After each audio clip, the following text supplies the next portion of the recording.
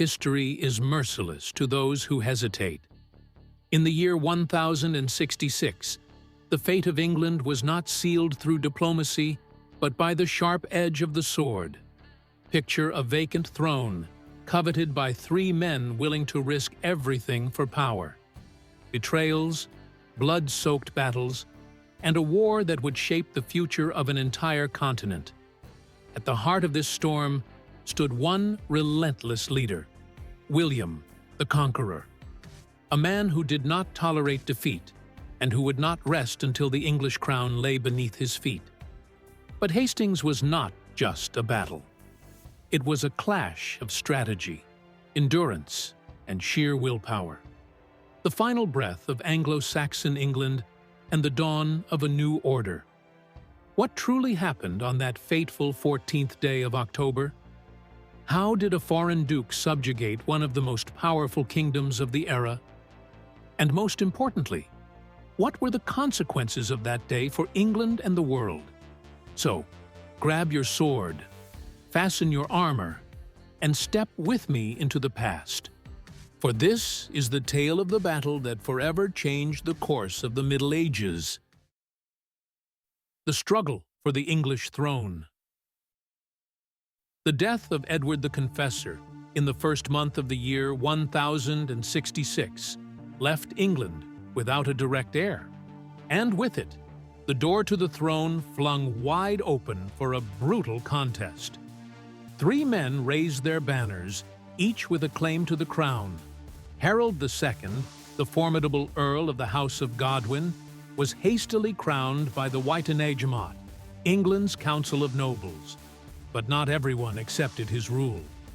Across the sea, William, Duke of Normandy, seethed with fury. He claimed that Edward had promised him the throne years before, and, even worse, that Harold himself had sworn a sacred oath of loyalty to him. To William, this was not merely a political dispute. It was treachery that could only be answered with blood and steel. Then, there was a third contender, Harald Hardrada, the fearsome King of Norway, a warrior of legendary reputation who viewed England as his rightful inheritance. Driven by ancient dynastic claims, he set sail with an army to take what he believed was his by birthright. Meanwhile, Harold II, now King of England, found himself trapped between two formidable enemies. His first task was to repel the northern invaders. If he survived, he would have to turn south to face William.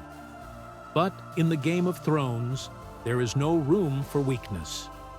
And Harold was about to discover that the true threat lay not in the north, but across the English Channel. The Norman Invasion. England's fate would not be settled with words. It would be written in iron and blood. As Harold II rushed north to crush the Norsemen at the brutal Battle of Stamford Bridge, William, the Conqueror, was making his final preparations. His army, composed of hardened knights, deadly archers, and disciplined infantry, waited only for the winds to shift so they could cross the English Channel. When the gales finally turned in his favor, William launched his fleet, landing on the shores of Pevensey in the southern lands of England on the 28th day of September in the year 1066. His arrival was anything but quiet. He torched villages, plundered lands, and built fortifications, all to force Harold into a decisive confrontation before the English king had time to recover. And his plan worked. Harold, barely recovered from his northern campaign, now had to race south. His men, exhausted and wounded, covered nearly 250 miles in less than 2 weeks to meet William's forces. But when they finally arrived at Hastings, they did not find an enemy caught off guard. William, the ruthless strategist, had chosen the battlefield himself. And there, on the slopes of Senlac Hill, the destiny of England would be forged in blood. For those who wish to dive deeper into the events that shaped the history of England, I highly recommend reading Hastings 1066, The Fall of Saxon England by Christopher Gravitt. This book provides a detailed analysis of the Battle of Hastings and its lasting impact. Additionally, for a fresh perspective on the precise location of the Battle of Hastings 1066. The Uncomfortable Truth by John Graham and Martin Mace presents intriguing evidence that challenges the traditional narrative. These readings will offer a richer understanding of the battle that transformed medieval England forever. The battle that changed the Middle Ages. In an age where kings fell and empires were forged by the sword, one single battle redefined the fate of England forever. On the 14th day of October in the year 1066, the Battle of Hastings marked the end of the Anglo-Saxon era and thrust England into a new order. On one side stood Harold II, the last Anglo-Saxon king, fresh from a brutal victory against the Vikings. On the other, William, Duke of Normandy, driven by a broken oath and an unrelenting ambition. At stake was not merely a throne, but control over one of the wealthiest kingdoms in Europe. And for that, only one man could emerge victorious. The day dawned heavy with tension. Beneath the pale autumn sun, the armies stood face to face, separated only by the inevitable hand of fate. The Anglo-Saxons had formed an impenetrable shield wall atop Senlac Hill, while the Normans, disciplined and relentless, prepared for the attack. But Hastings was no ordinary battle. It was a lethal game of strategy, deception, and sheer brutality. When the first clash of steel rang through the air, England's fate was already sealed. Yet it would take hours of bloodshed and treachery before victory found its rightful master. The Art of War. The morning of the 14th day of October in the year 1066 was cold and thick with tension. Harold II and his Anglo-Saxon warriors had taken position atop Senlac Hill, a crucial high ground that offered them a strategic advantage. Their primary defense was the formidable shield wall, a near-unbreakable formation where tightly packed soldiers interlocked their shields, creating a barrier against enemy assaults. With his disciplined infantry standing firm, Harold planned to hold the line as long as possible, forcing William to exhaust his forces in wave after wave of attacks. But William was no ordinary warrior. He was a ruthless tactician. The Normans arrived on the battlefield with three distinct forces. First came the archers, unleashing a relentless barrage of arrows to weaken the defenders. Then came the heavy infantry, marching forward with swords and spears, trying to break through the shield wall. And finally, the most feared of all, William's cavalry. No Anglo-Saxon army had ever faced such a disciplined force of mounted warriors in open battle before. Yet, despite the onslaught, the shield wall held.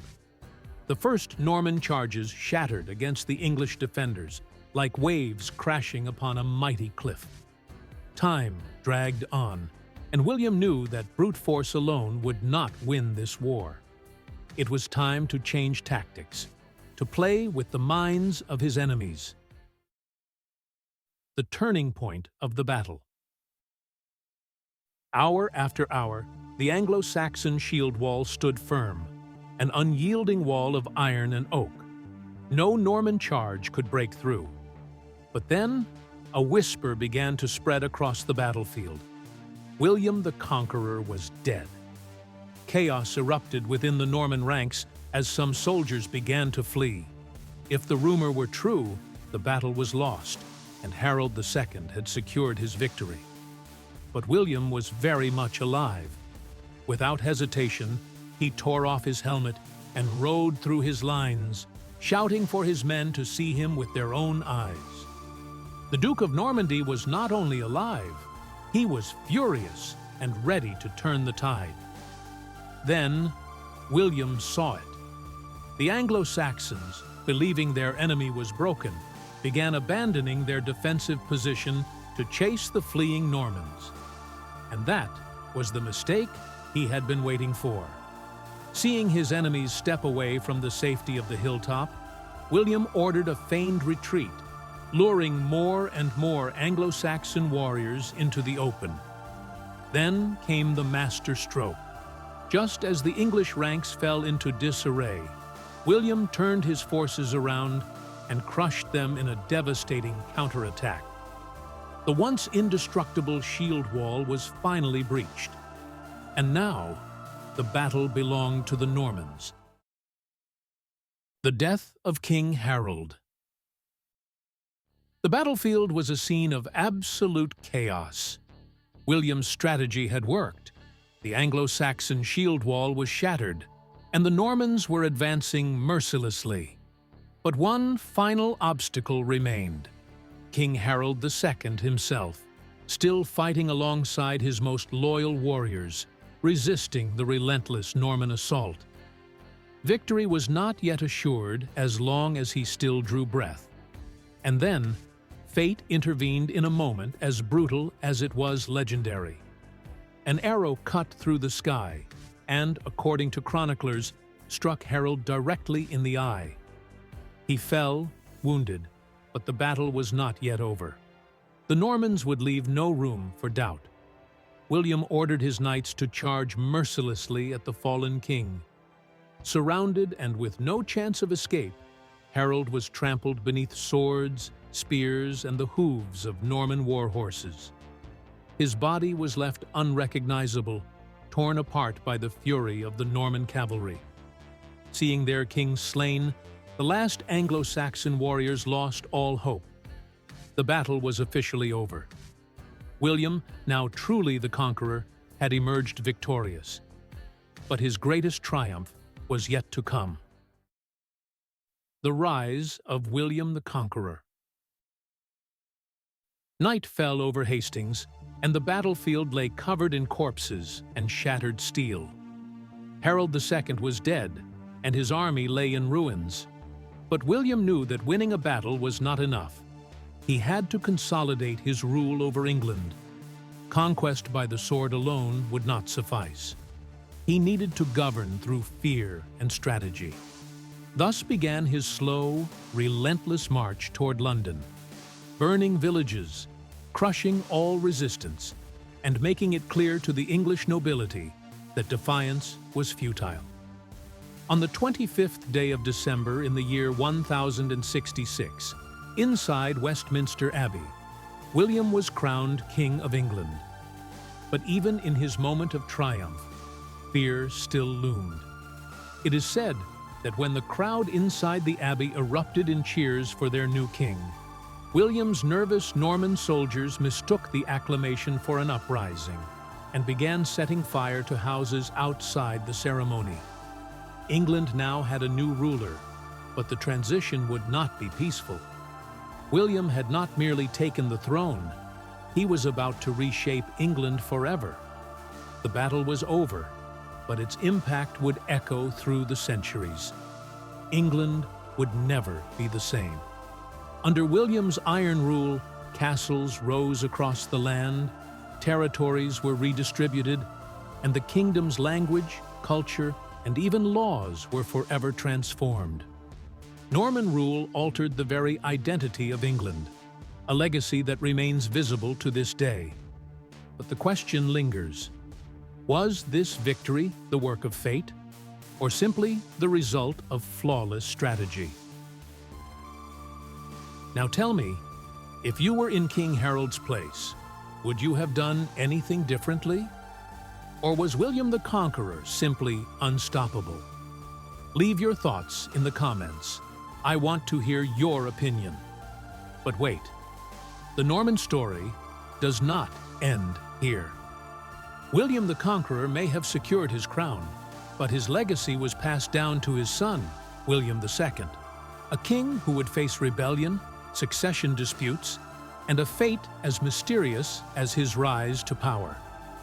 What became of the Norman dynasty after Hastings? Find out in the next video. If you enjoy this kind of history, make sure to subscribe to the channel and turn on notifications. There's plenty more epic content coming your way. I'll see you in the next battle.